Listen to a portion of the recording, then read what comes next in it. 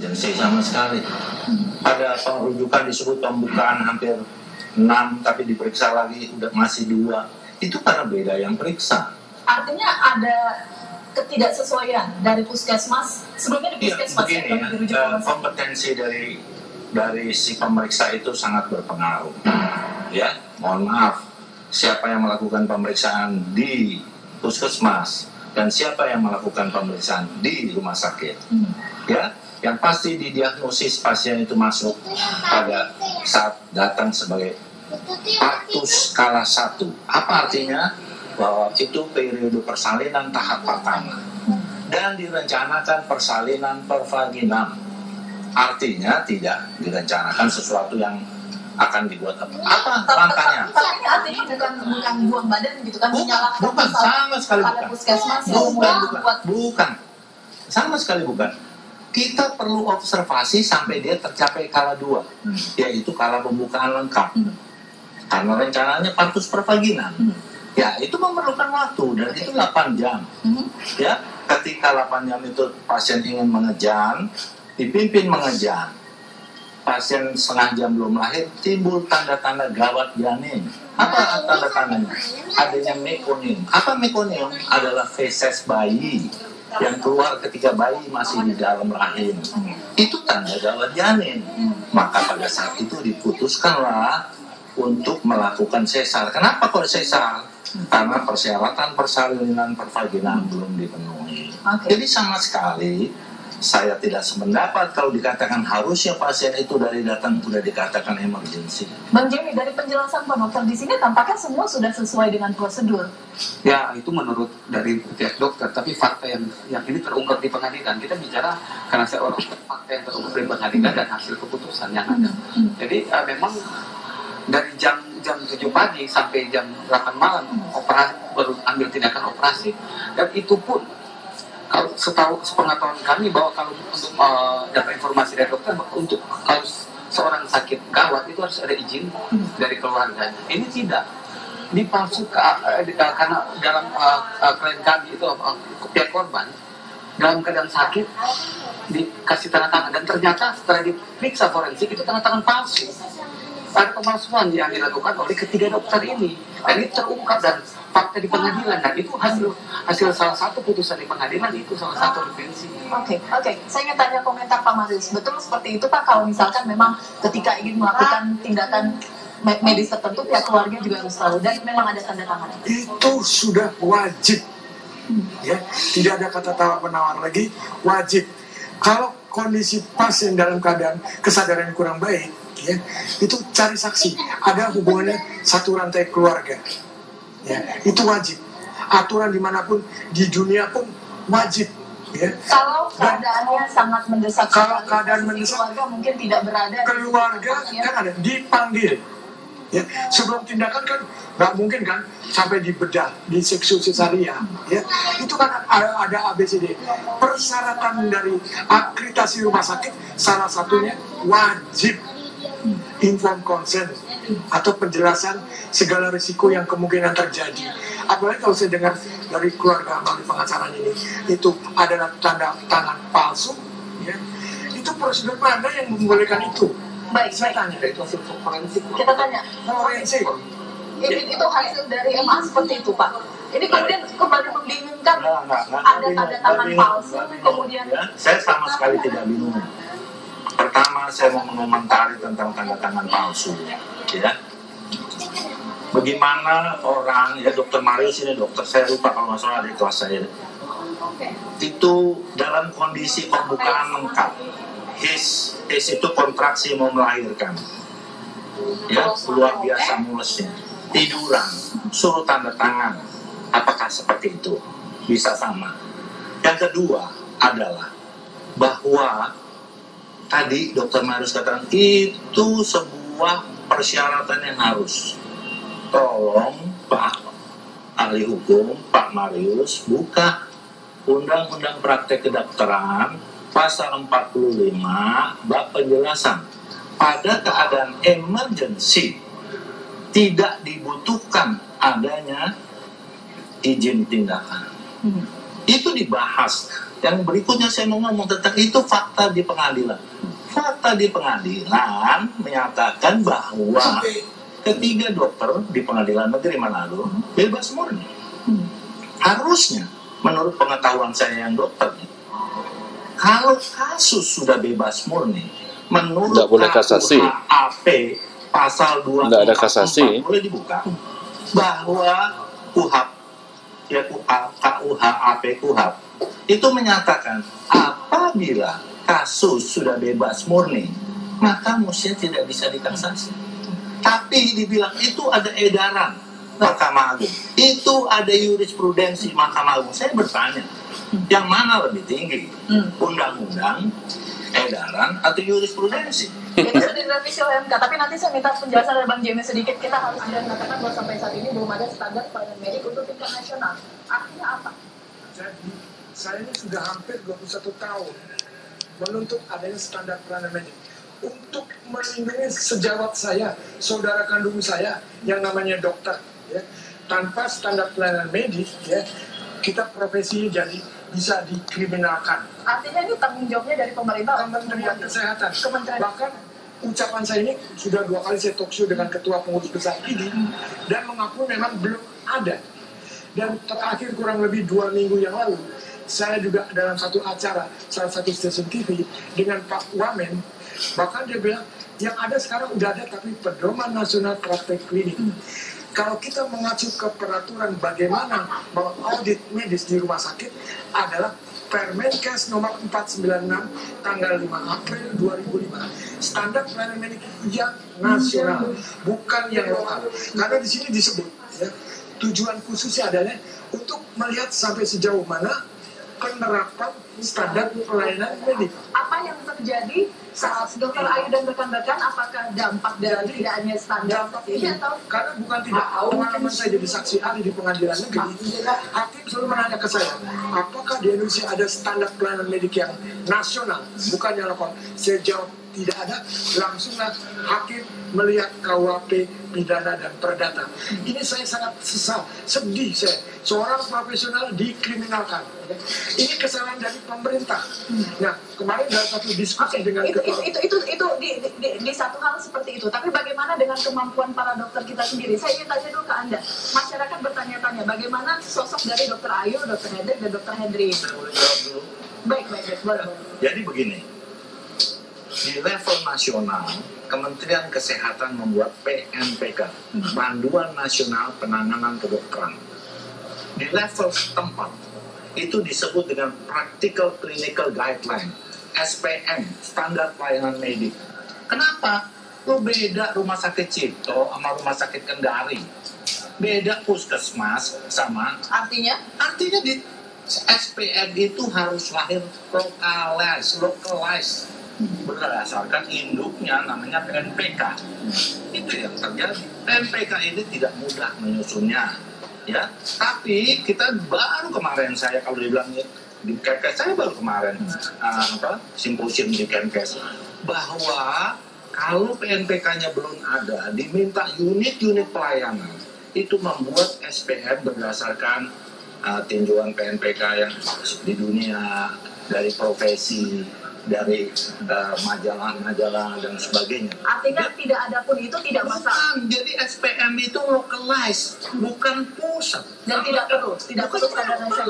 Standar nasional, panduan nasional penanganan kedokteran turunan. Nah, itu garis besar. Baik. Begitu. Baik. Nanti kita juga akan berbincang dengan. Oke, baik. Saya tidak akan maaf. Bawahnya Menteri Kesehatan, Pak Dukun. Apa kabar? Baik. Macet ya, Pak ya? Macet. Nanti kita akan berbicara lebih lanjut dengan Pak Wali. Lagi kan pasti ada apa kabar yang akan kembali ke kantor. Kita lanjutkan, Pak Wali sudah di sini. Macet ini gara-gara demo dokter tadi nih, ya Pak ya? Oh, bukan dibantah.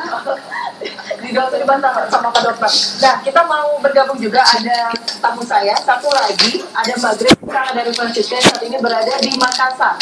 Saya akan menyapa dulu Mbak Grace, selamat malam. Selamat malam, Mbak. Mbak Grace, di sini sudah ada beberapa tamu saya, salah satunya ada Pak Wamen di sini, Pak Ali Buton. Tapi saya ingin bertanya dulu, menurut Anda vonis yang dikeluarkan ataupun disampaikan oleh Mahkamah Agung sudah memberikan rasa keadilan untuk Anda dan keluarga? Ya, kami keluarga sangat bersyukur dan berterima kasih kepada Tuhan karena telah menyatakan kebenaran yang sebenarnya. Prosesnya cukup panjang, Mbak, dari tahun 2010 hingga sekarang.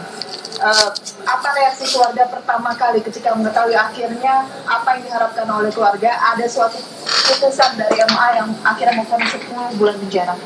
Kami sangat bersyukur kepada Tuhan karena Tuhan telah menyatakan keadilan yang seadil-adilnya, walaupun waktu di pengadilan negeri kami kalah, tapi kami terima dan kita mengajukan kasasi dan kami menang. Kami lebih bersyukur kepada Tuhan. Mbak Grace, di sini sudah ada Pak Wakil Menteri Kesehatan, Pak Ali Gufron. Mungkin ada yang ingin Anda sampaikan langsung? Kami mau sampaikan penyesalan kami yang memang sangat menyesal karena para dokter tidak mau menerima bahwa mereka itu kalah. Sedangkan kami pada waktu di pengadilan diputus bebas murni. Kami itu bisa terima, tapi kenapa ini sudah terbukti memang bersalah, tapi kenapa mereka tidak bisa terima? Baik,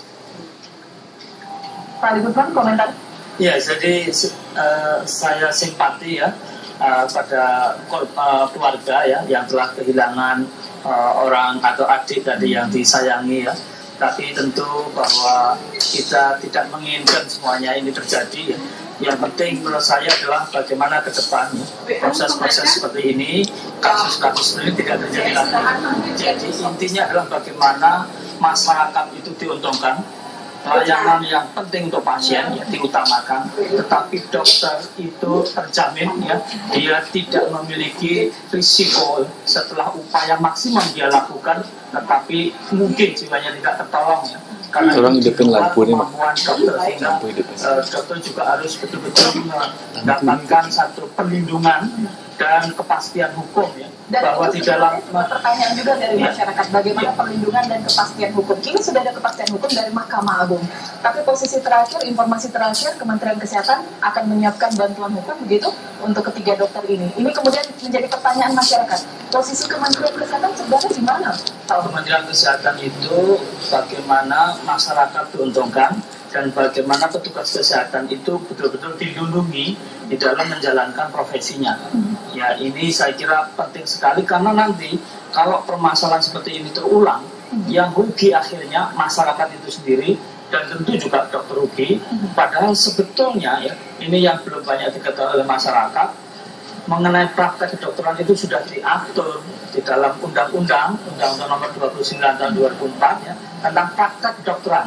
Jadi kalau masyarakat mengetahui atau menduga atau merasa dirugikan ya, itu bisa menyampaikan kepada MKDKI, Majelis Kehormatan Disiplin Kedokteran Indonesia, yang di situ ada tim khusus tidak hanya dokter ya, tapi mewakili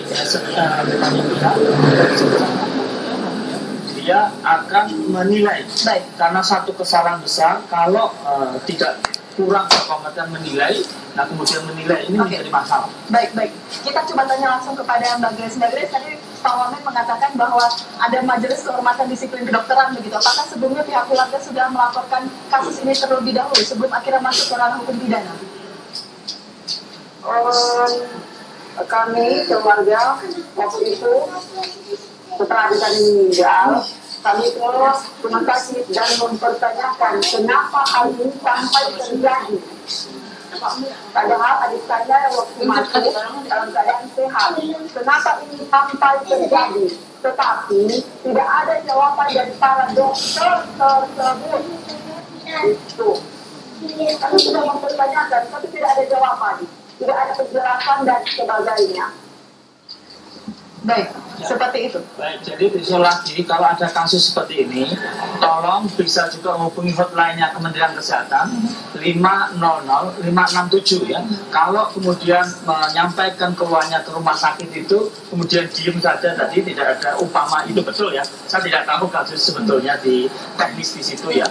Nah, itu tolong dihubungi hotline Kementerian Kesehatan ya, atau langsung ke MKDKI tadi ya. Jadi ini kalau Kementerian Kesehatan akan menyampaikan kepada yang memang bertanggung jawab untuk urusan itu. Oke, baik. Terakhir saya ke Mbak Grace. Mbak Grace, harapan Anda seperti apa? Ada kemungkinan bahwa akan ada peninjauan kembali untuk kasus ini? Kalau buat kami keluarga, kami meminta kepada penegak hukum untuk tegakkan hukum. Jangan terpengaruh dengan demo-demo apapun. Karena hukum harus ditegakkan, walaupun dengan dokter banyak logis, tapi hukum itu harus ditegakkan. Baik, Mbak Grace, terima kasih sekali lagi waktu Anda sudah berbincang bersama kami. Simpati saya untuk Anda dan keluarga sekali lagi. Kita harus kembali jeda, pemirsa, kami kembali jeda. Perbincangan hangat sedikit mengenai ketentuan apa Bang Jami apa sudah dikasih tahu keluarga pasien tapi kok tadi Pak Dokter katakan bahwa jaksa tidak punya hak, itu pasal 244 itu benar, tetapi tadi Bapak bilang undang-undang penting adalah undang-undang, tapi kan hierarki kita harus tahu Pancasila, undang-undang dasar dan undang-undang. Pasal 27 undang-undang dasar, setiap warga negara sama hak hukumnya. Jadi itu pakai dasarnya. Dan kedua, ada beberapa contoh jurisprudensi Mahkamah Agung. Salah satu Gubernur Lampung, justru dia bebas. Enggak, Lampung dia bebas, tapi jaksa PK terbukti apa itu kriminalisasi.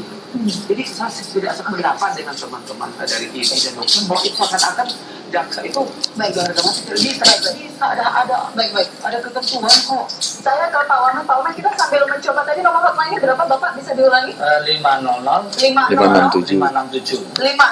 Kita sambil mencoba ya, mungkin bisa diperdengarkan bagaimana nada sambungnya, karena ini banyak pertanyaan dari masyarakat. Bagaimana ketika masyarakat mungkin saja di pelosok yang fasilitasnya mungkin seadanya begitu, bisa kemudian aware dengan nomor hotline tersebut. Tapi ini sedikit saja Pak, saya ingin tanya komentar Anda. Ada komentar dari masyarakat yang mengatakan katanya kaum intelektual terikat sumpah dan mewakafkan kehidupan untuk kesehatan, kok malah mogok melayani. Saya ingin tanya komentar Anda. Ya, jadi bahwa begini ya, kalau kita melihat ini kan sebuah aksi solidaritas keprihatinan. Jadi tentu kita bisa memahami ya bagaimana dokter yang merasa berbuat sesuatu yang optimum untuk masyarakat, tetapi memiliki sebuah risiko. Yang risiko itu karena dia tidak bisa menjamin bahwa upaya yang dilakukan maksimum itu pastinya pasti tidak mengalami risiko, katakanlah risiko kematian. Itu dokter nggak bisa menjamin itu. Karena dia tidak mau ini menjadi jurisprudensi, menjadi satu hal yang terulang ke depan ya. Karena itu kita maklumi keprihatinan seperti itu ya. Tapi tentu kita juga sudah sampaikan ke teman-teman dokter untuk tetap memberikan pelayanan yang baik kepada masyarakat gitu. Baik, catatannya seperti itu. Sayang sekali waktu kita terbatas. Saya harus menyudahi perbincangan kita. Terima kasih Bapak-Bapak sudah berbagi pandangan di sini. Kita berharap kasus seperti ini tidak terjadi lagi dan ini menjadi pelajaran. Kita tunggu bagaimana kelanjutannya nanti. Saya harus tutup Apa Kabar Indonesia Malam. Sesaat lagi Anda bisa menyaksikan Kabar Malam. Sampai jumpa.